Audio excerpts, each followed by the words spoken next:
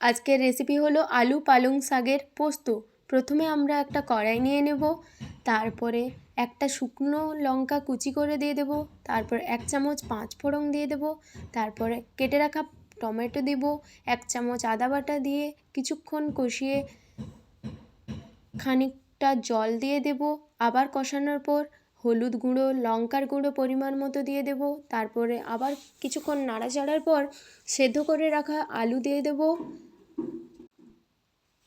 আলু দেওয়ার পরে কিছুক্ষণ নাড়াচাড়ার পরে পরিমাণ মতো লবণ দিয়ে দেব, তারপরে কেটে রাখা পালং শাক দিয়ে দেব।